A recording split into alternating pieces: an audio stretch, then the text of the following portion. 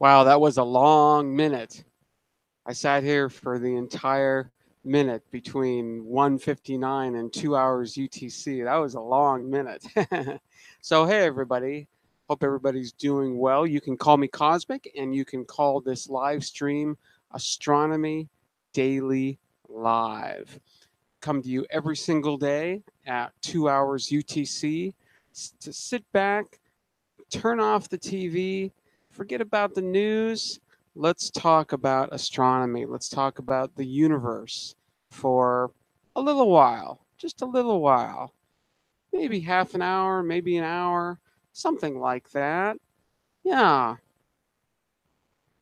just a fun, casual get together of friends every single day to share a common passion, share the passion for the science of astronomy.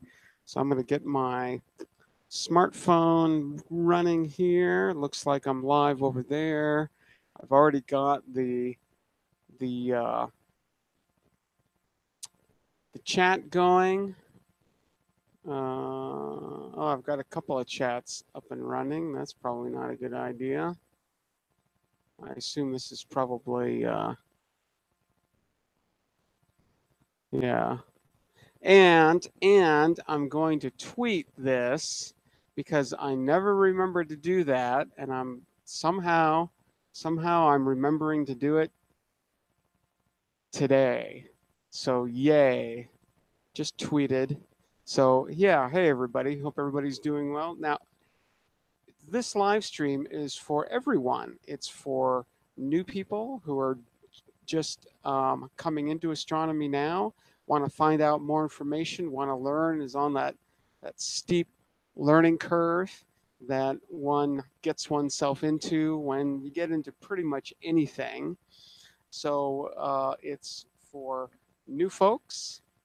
It is for the amateurs who have, been maybe doing this a while and just want to sit back and chill and think and talk astronomy for a little while.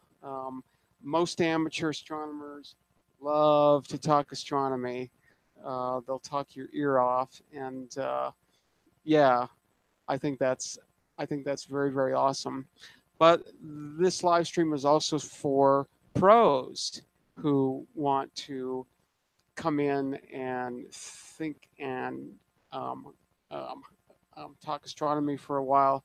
Now, most professionals, I don't know, I think have, I don't know if it's arrogance. It's not really arrogance. It's just um, professionals sort of set themselves aside when it comes to, you know, dealing with anyone except other pros, and even more specifically though those sort of in their field. So when professionals want to get together and talk astronomy, they'll go to a conference. They'll go to a conference, and um, two, three main things happen at conferences. You have the talks, right? Presentations. You have the posters. I guess there's four things. Um, you have the presentations, the talks. You have the posters. You have the vendors, and then you have the after-hour uh, uh, events like dinners and going, I guess, to the bars and things. I participated in all of them whenever I went, except going into the bars. And I guess that's where most things actually happen, which is, you know, maybe why I uh, fell out of that scene because for me, going to bars, yeah, wasn't my thing. When I went to a conference, I went there for the content, um, and not necessarily just to press palms. Um, Although there's of course a lot of benefit to that kind of thing. It's connecting with others like-minded. Yeah, for sure. I just wish, and I continue to wish this because I think this still uh, um, happens quite a bit. I I wish that the venue to actually meet people wouldn't have to involve having to go to a bar. Um, uh, yeah, I wish that there were other ways, but that's unfortunately, or fortunately, a place where um, people can relax a little bit. You get a little bit of alcohol, and you start to get a little bit chatty, and it's a fact that lots of astronomers are not necessarily shy, but are maybe a little bit tense, and so need to relax a little bit. And the way to do that is with some kind of a drug.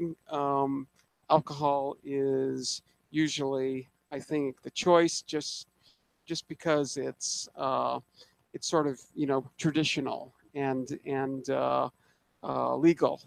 so so my drink of choice has always been either HOH or H2O. So yeah, that uh, doesn't necessarily calm the mind or change or alter the mind like other chemicals will, but it sure is nice anyway. Cheers.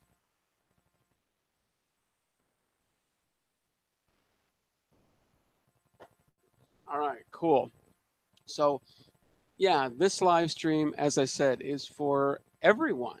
Everyone who wants to come in, think about astronomy, share the passion at any level. At any level, that is the cool thing about this particular live stream is that I have the ability to sort of um, um, approach astronomy from any level, I guess you can say, um, any angle, that kind of thing. Because I've been all of those. So I know what it's like, to be new. I know what it's like to be an amateur. I know what it's like to be a pro.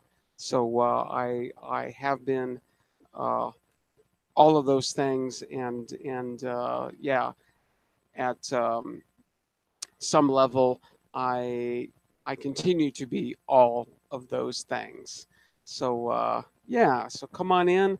We can talk about anything. I always have topics, so not a problem at all. But if you've got some questions, or if you want to talk um, telescopes or CCDs or other gear, eyepieces, finder scopes, um, writing papers, uh, specific observatories, um, uh, you know, anything, anything. Tonight, what I thought we could do is just talk about stars. Just talk about boring old stars. Boring old stars. So, the uh, once you start sort of looking at stars and making various kinds of measurements of stars, what you start seeing, after you accumulate a few of these measurements on different stars in the sky, is you start to see some interesting patterns um, arise, and that, of course, is one of the um, central features of the scientific method is that you just start, observing, and after a while, maybe you can start seeing some patterns. So um, the two things that really set this kind of thing in motion was photometry, that is measuring the brightnesses of stars, and um, figuring out a way to measure their distances, figuring out how far away they they are. And to a certain extent, we can do that, you know, with stars, oh, I don't know, maybe within 100 light years or so of Earth, we can do that pretty well, pretty well. So, there's not a lot of stars um, with within 100 light years of Earth, but it's a pretty good sample. Pretty good sample. We could go and probably find out um, how many there actually are, but yeah, there's a few. There there's definitely a few. Maybe upwards of 100. Mm, don't know. We'd have to actually find that out. But the um, the thing that what was noticed, what they did is they you know as I said, they started measuring the brightnesses of stars with different filters, right? So they could sort of look at the red light and maybe the green light and maybe the blue light.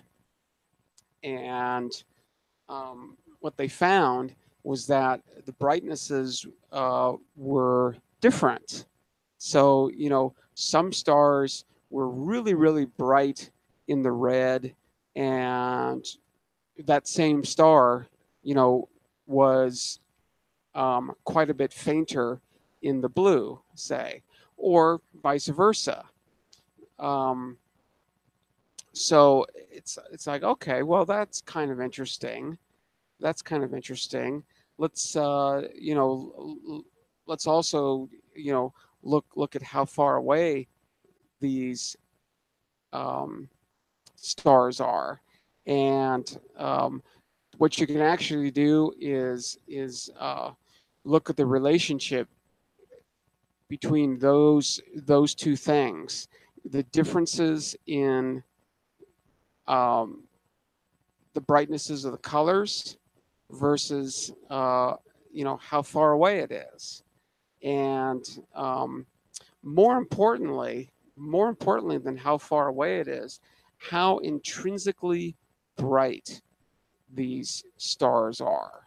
So you can have a really, really, really, really bright star that's very, very far away, that actually, appears to us to be brighter than a really, really faint star closer to us. So um, once we were able to sort of, get a handle on how far away stars were, we could also get a handle on sort of how intrinsically bright they are. Um, and they're intrinsically bright because of how big they are or how hot they are, um, and ultimately, at least according to modern ideas, modern theories about that, it all comes down to mass. It depends on how much stuff is in these stars. That sort of seems to drive what these stars do, how they look, how they evolve, all of that. And so, putting all these pieces together, we've come up with this diagram that two people. I think how the story goes is that two different individuals sort of came up with this sort of at the same time. So uh, a fellow named Hertzsprung and a fellow named Russell both sort of looked at this relationship for the first time. And so we have created for ourselves what's called the Hertzsprung-Russell diagram. And I'm going to share my screen. Share my screen, go to infinity, hide that, and here it is. Here it is. This is just off of Wikipedia, right? So there's lots of different kinds of examples of this, but this is sort of a generic one showing uh, sort of all the information in one chart. Okay, so along the bottom here is what's called color, and color is just a difference in photometric magnitudes. So in this case, it's using the B magnitude and the V magnitude. B standing for blue, V standing for visible. So the blue filter here is probably the Johnson blue filter, which I think is around, I think it's centered around 4,800 angstroms or so. The V filter is a filter that's centered like I think around 5,500 angstroms or so. So it's actually in the green if you want to look at it that way. So the idea of color is just the difference between these two brightnesses. And you have to remember also that in astronomy the magnitude scale is flipped. So the larger, the more positive the magnitude is, the fainter the object is. So a B minus V, so a positive B minus V value means that B is larger than V, which means that the B magnitude is actually fainter than V. And a negative B minus V means that V is larger than B, but the B magnitude is actually brighter, right? It's more blue. It's more blue if your B minus V is negative, and less blue, i.e. more red, more green, if your B minus V is positive. So yeah, it's you just have to sort of wrap that around your head, and eventually it'll absorb in. I still to this day have to think really hard about that, because it's just it's really hard sometimes to think uh, uh, in that way. But you know, stick to it. You'll figure it out. I sort of go through the same process I just did now to sort of work that out. And if I have to think about it again, I sort of have to go through the same the same process again. So anyway, that's your color on your x-axis. Okay. And in this diagram, it's going from, negative 0.5 up to about 2.5 or so. So along the y-axis on this side, what you'll see is a value for luminosity. So this is sort of the intrinsic brightness of a star.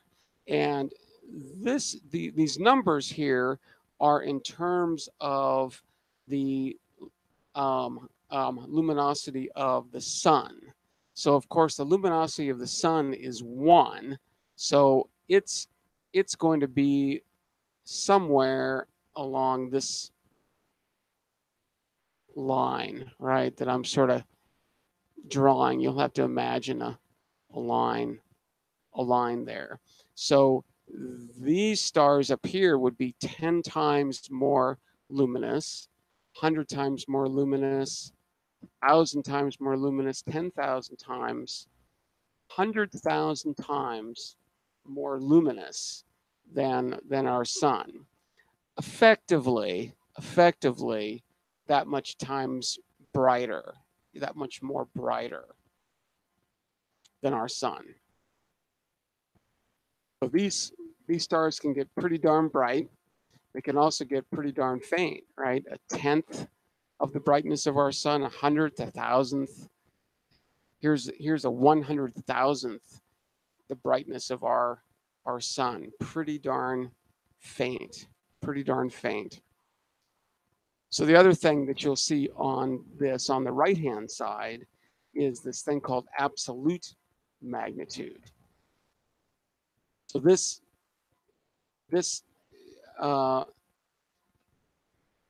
is a way to look at the brightness of a star in sort of an absolute scale. So what we can do is we can place any star that we know, the distance to, we can place it at a known distance. And then we can measure the brightness of that star at that distance. And the distance that's been chosen to make this kind of a measurement is 10 parsecs.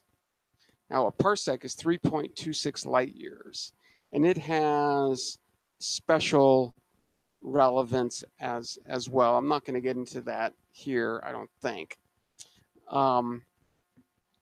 But so the absolute magnitude of a star or of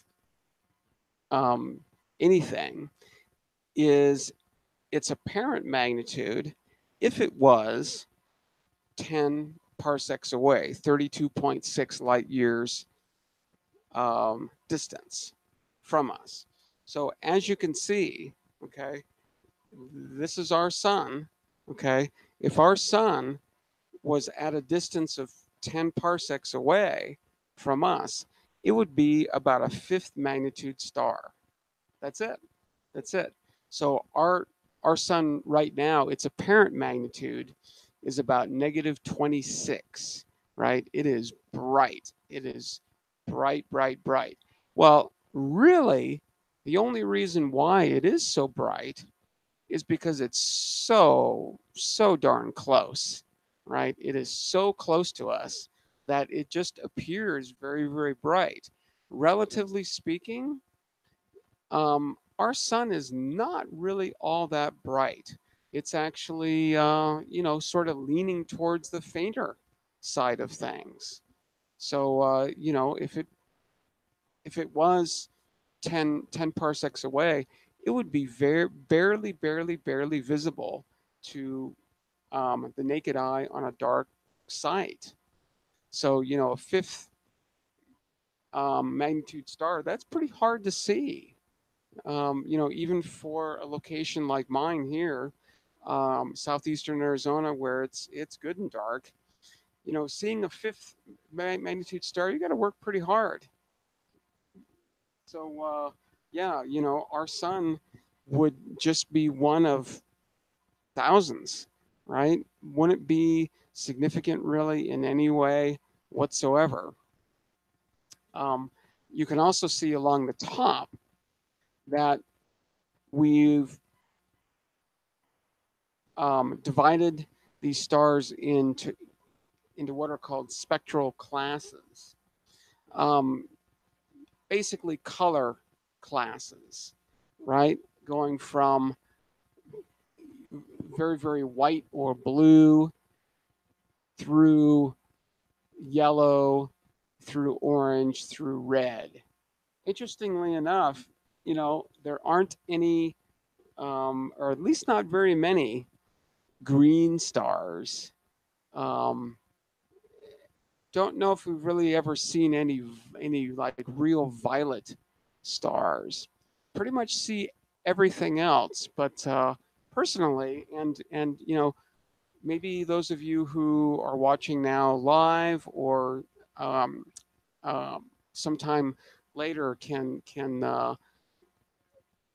point to me a green star. They're not even really shown on here, and I th- I've never really heard a reasonable explanation for why. Um, so that's kind of interesting that we don't really see any green stars. So yeah, I mean, if it's a spectral thing, if it is just a color thing, we should see green stars. Yeah, I don't know. Interesting question. Interesting question. So when we look at these relationships, right, we can measure color, right, with our telescope. We can actually measure absolute magnitude as well. If we know how far away the star is, then we can, sort of correct for that and, either bring it in to 10 parsecs or extend it out, to 10 parsecs. And so we can start plotting these relationships.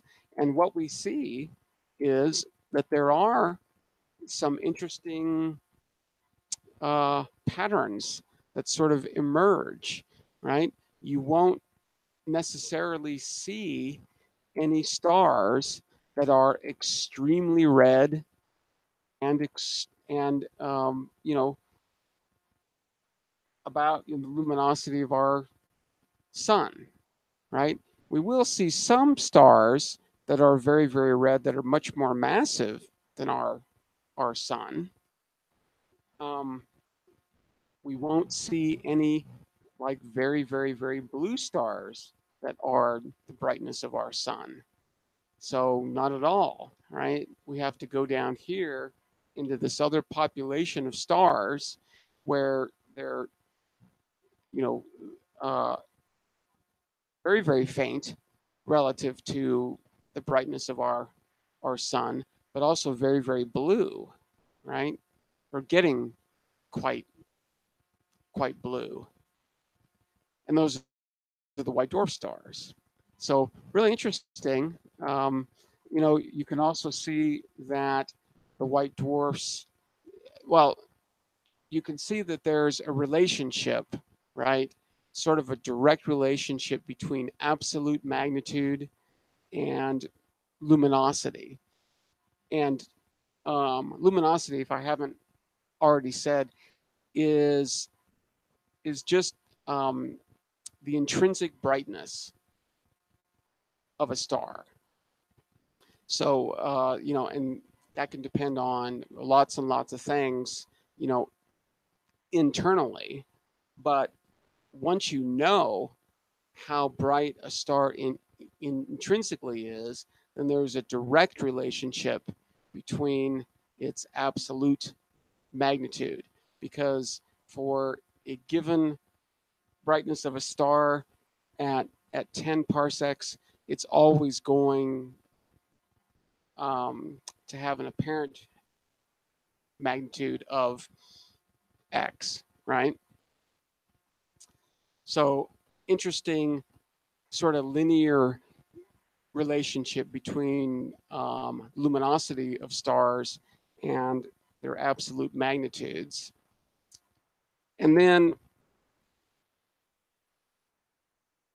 as I said, these interesting patterns, these interesting groupings sort of occur, right? So this is what's called the main sequence. And this is, at least as far as the theory goes, this is sort of where the hydrogen burning phase, the hydrogen fusion phase of stars is taking place, right?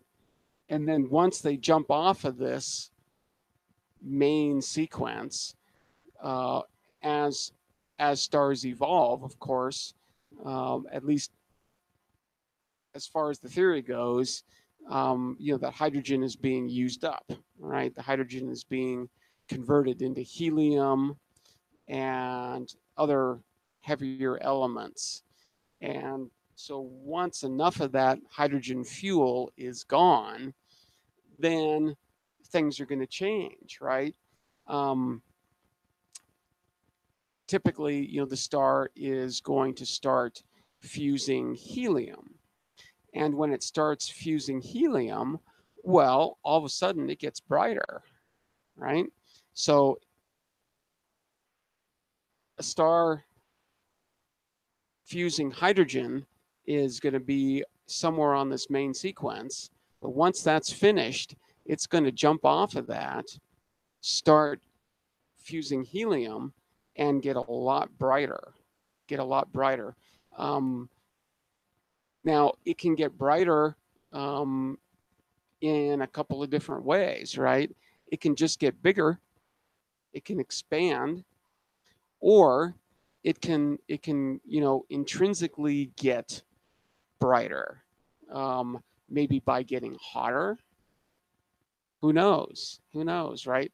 So the Hertzsprung Russell diagram, what it seems to be showing us, right, is how stars evolve, what what their different evolutionary phases are.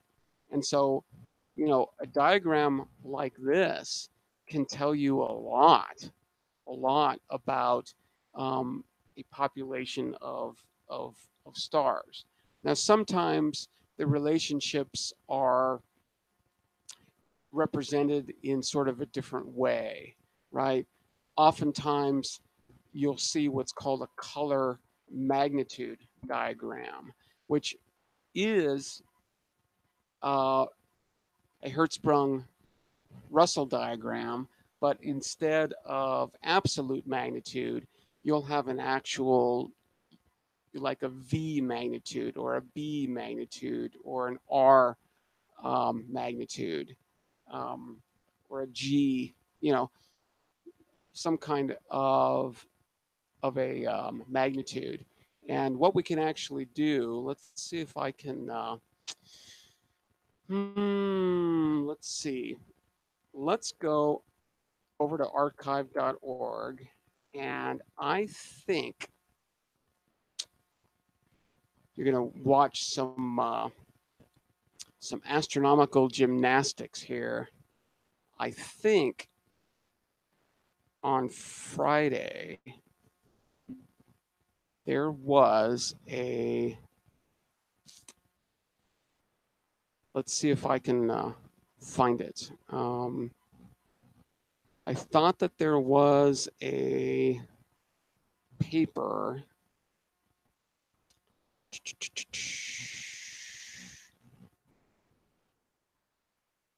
I thought that there was a paper talking about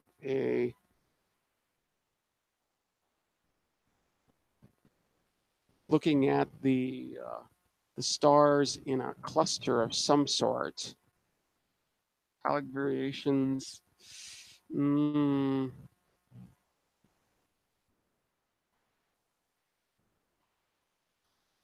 Okay, well, this one, the search for multiple populations in Magellanic Cloud clusters number 4, co-eval multiple stellar populations in the young star cluster NGC 1978.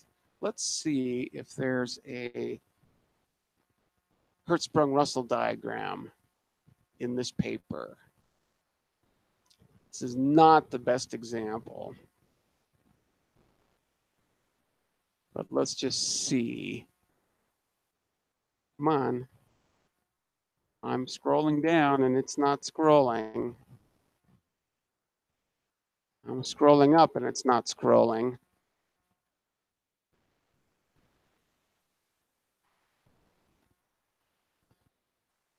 Right, well, this is a color magnitude diagram for sure.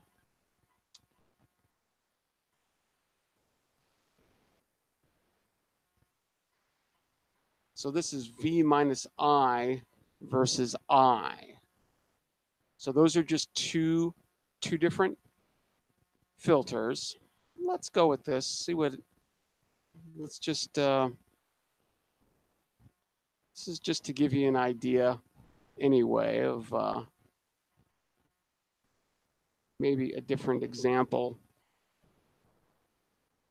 Zoom out one more.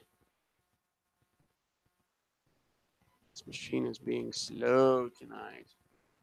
So I believe that I is more towards the infrared. Don't quote me on that, but I'm pretty sure it's quite red, quite red. Oh yeah, 814. Okay, so 814 nanometers versus 555 nanometers versus the eye, right? So this is sort of green. This is quite red, right?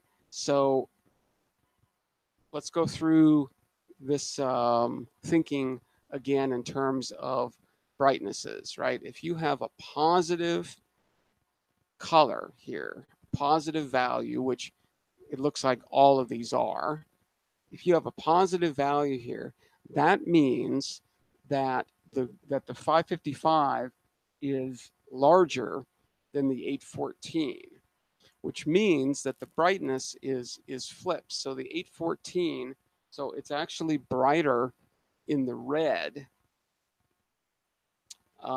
than in the green. And as you can see, this is just a regular photometric magnitude. You saw up at the top 17, 18, 19, 20, 21. So lots and lots of faint stars down here. Can we? Yeah, thank you. Um, lots and lots and lots of faint stars down here that are leaning towards, not quite as red, not quite as red.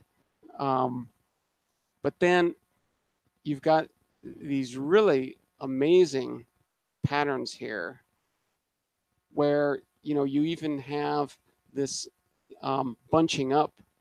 Oh, come on, really?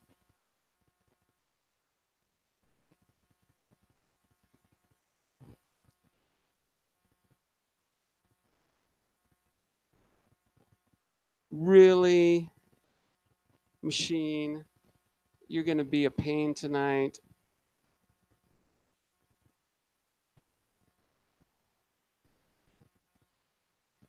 Machine's going to be a pain tonight.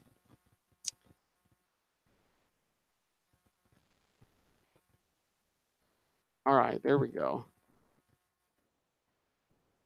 Poor old machine. You can see that there's sort of a bunching up here. This purple line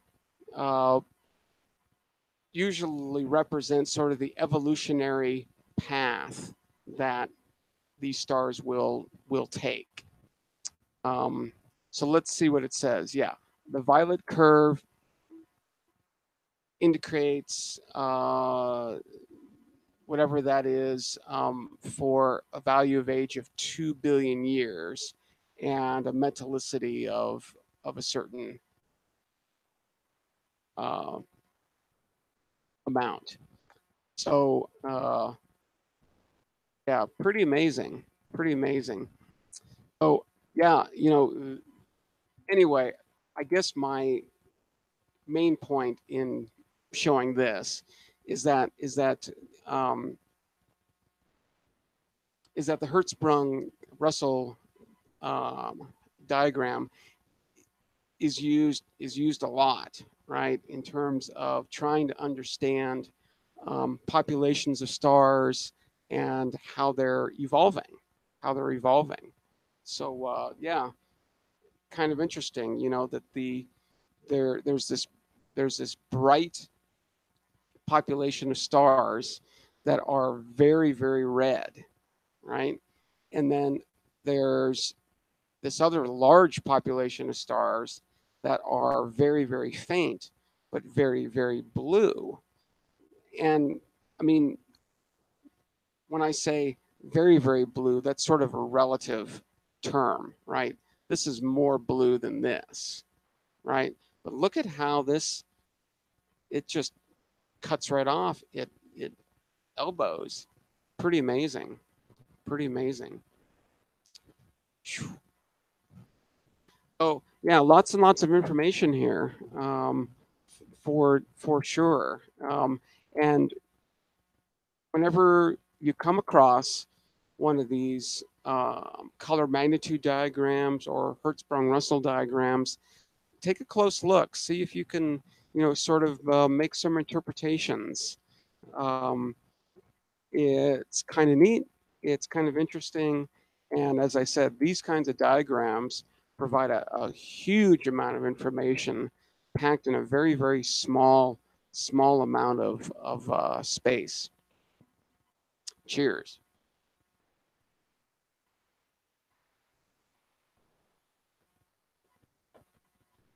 All right, why don't we do a object of the day? Haven't done an object of the day in quite a while.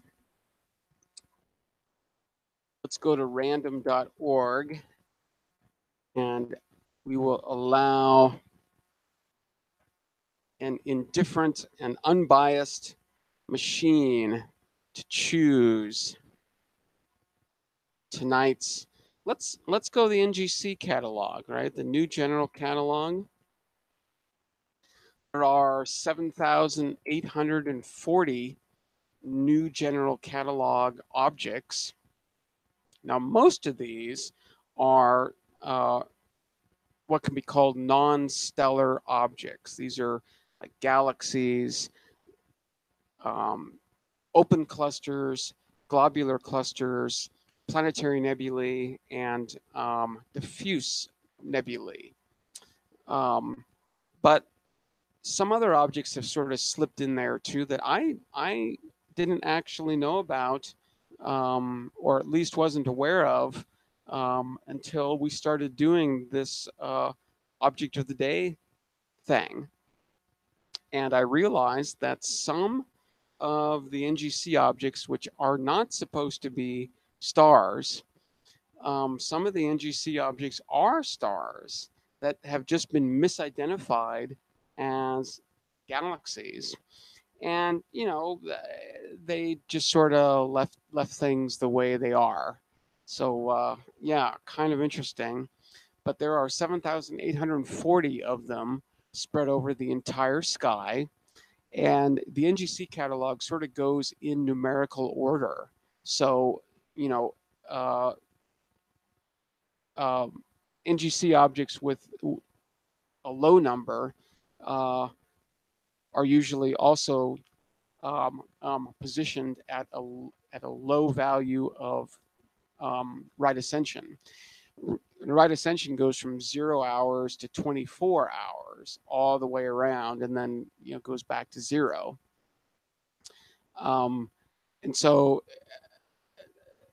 yeah, the NGC numbers sort of follow that pattern. So an NGC object around a value of 4,000 or so is probably going to have a right ascension of about 12 hours or so. So that's just kind of a neat way to get a general idea as to where these objects might be. Now, in terms of declination, right, north-south could be anywhere. Could be anywhere. It could be in the northern hemisphere, could be in the southern hemisphere, could be anywhere. But in terms of right ascension, it's going to be somewhere between 0 hours and 24 hours. So let's have random.org generate our object of the day, one of the NGC objects. Okay, drum roll, please. Is it 7840? Or is it 7480? Oh, man. Add astronomer. Add astronomer.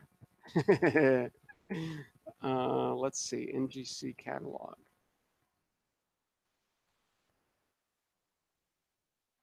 New general catalog, 7840. Okay, 7840. I was right.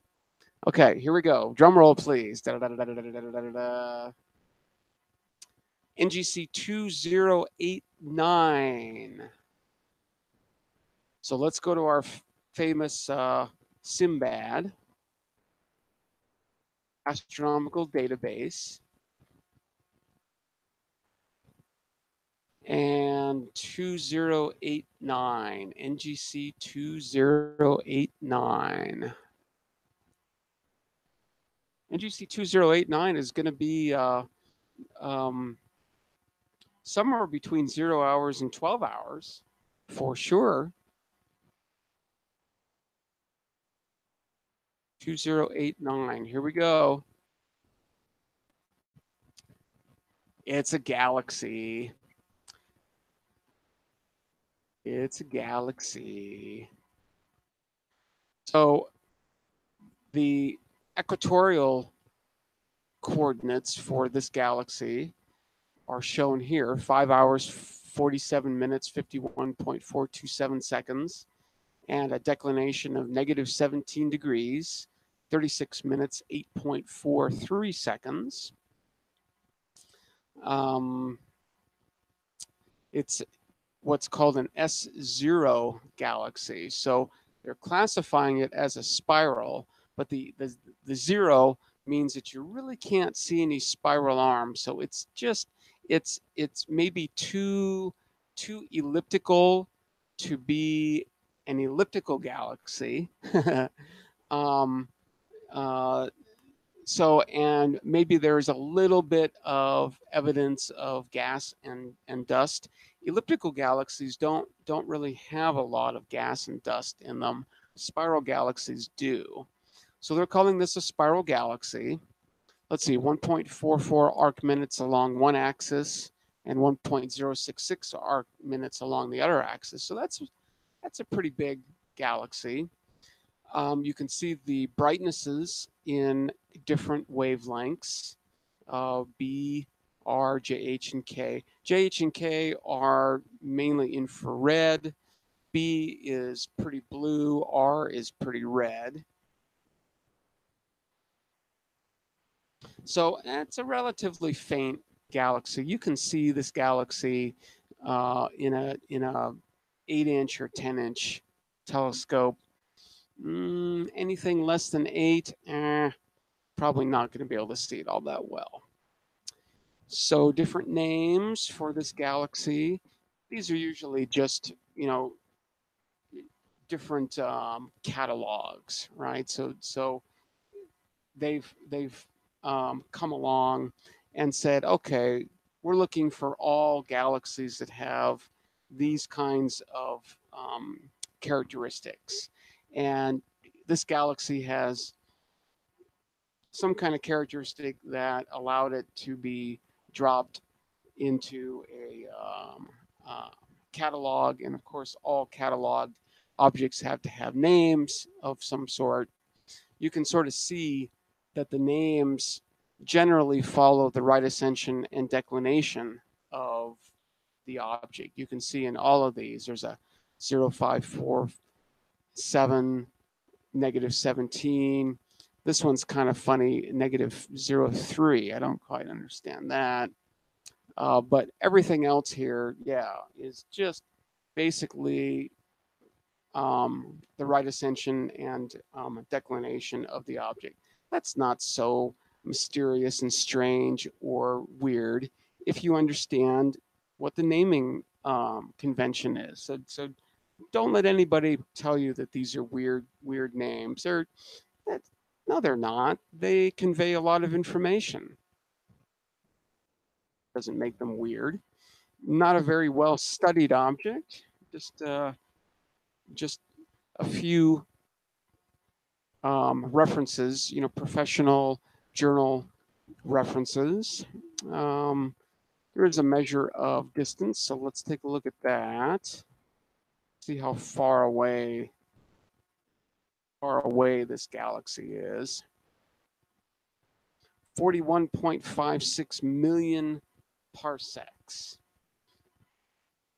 Parsec is 3.26 light years times 10 to the 6, so that's a million parsecs. That's a megaparsec. And then I'm going to multiply that by 41.56. So we get about 135 million light years away. 135 million light years. So that's really not all that far. It seems like a pretty far distance, and it is. It is. Relatively speaking, though, yeah, not really. That's sort of it's almost backyard, almost a backyard object, relatively close. Looks like there's pretty good agreement in terms of how fast it's moving away from us. It's about 3,001 kilometers per second. So it's moving away from us at a pretty good clip. Pretty cool. Pretty cool. Let's take a look at these references and see if we can, just by looking at the titles, if we can sort of see if there's anything particularly interesting in this galaxy. Surface photometry, redshift survey,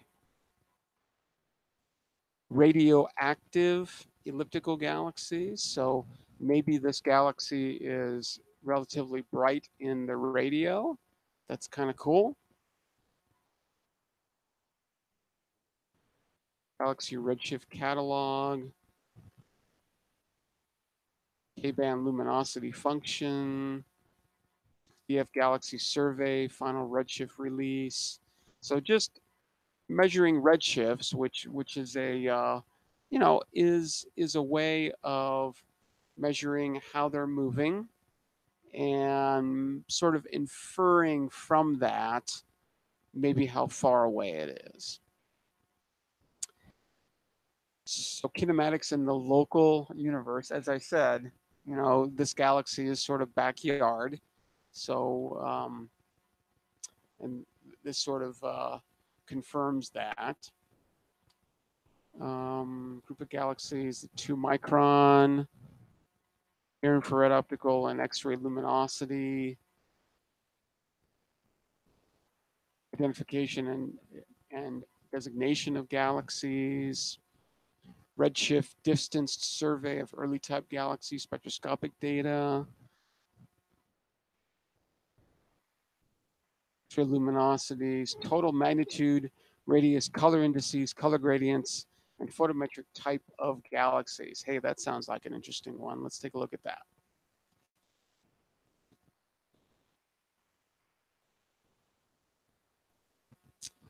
Reference in the astrophysics data system. Publisher PDF, yay.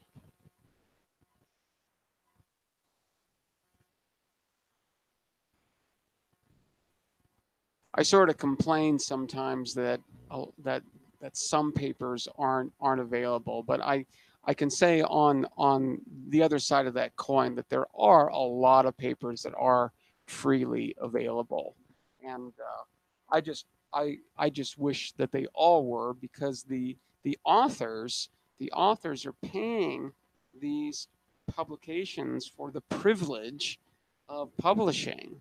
So why should anybody else have to pay? I don't know. Let's see if there's anything interesting here. Always like to look for pictures. Okay, nope, that's measurement errors. Measurement errors again.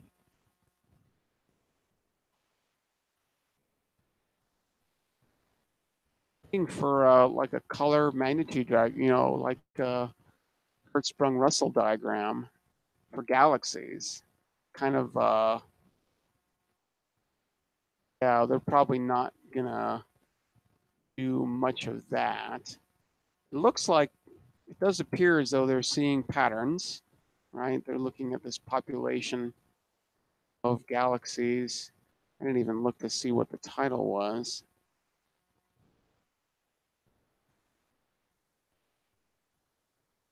Total magnitude, radius, color indices, color gradients, and photometric type of galaxies. Okay. Catalog of aperture photometry of galaxies in U, B, V, R, and I. So those are 5 different filters, 5 different wavelength bands. Update on the catalog, publish photometric profiles, aperture photometry. Cool. All right, well, let's go back to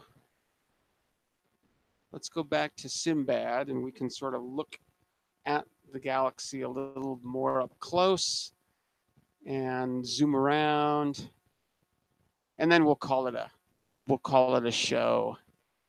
Whoop, I went too far. Wow, I really went too far.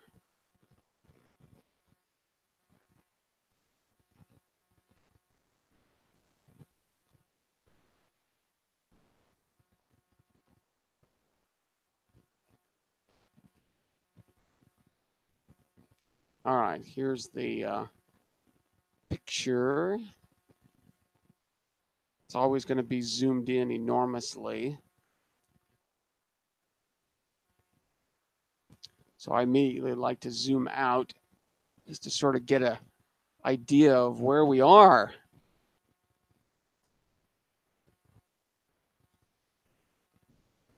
So pretty small, pretty faint, pretty rich field of stars.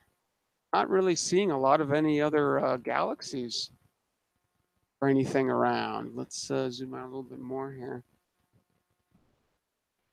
Yeah, not really seeing a lot of galaxies. This is sort of the only lonely one here, right? So pretty much, you know, we can see a couple, right? Here's one here, here's one over here, but yeah, here's another one maybe. Pretty much everything else you're looking at here is stars, foreground stars in our galaxy. So the only other thing that isn't in our galaxy are these other galaxies. Everything else is, yeah, foreground. So pretty cool, pretty cool. Let's zoom around a little bit. Looks like there's another galaxy over here. Pretty far off of that one.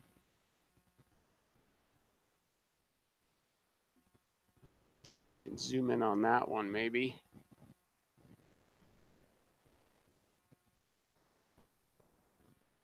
Looks like a spiral galaxy of some sort. Yep. Pretty cool. There's another spiral galaxy there. So sort of in the vicinity of this guy. But yeah, he's just sitting there over there all alone, doing his own thing. Very cool, though. Very, very cool. Not much studied this galaxy, but there it is. Looks like it is just a spiral galaxy with very, very little gas and dust. Yeah. All right. Well, cool. I think that I am going to stop sharing, get back on here, and make my exit for the evening. So hope everybody does well. If you're new here, just sort of stumbled upon this, make sure to subscribe. You can get notifications, but I am here every single day at 2 hours UTC. Usually run, I don't know, an hour-ish or so, something like that. Sometimes a little more, sometimes a little less. Sort of depends on the subject matter, on the conversation. So yeah, hope everybody's doing well. I'm going to get out of here. Yeah, the mothership is calling. So, all right, cheers. I will see you on the spin in 23 hours. All right, take care, everybody. Have a great evening, great day tomorrow. See you later. Bye.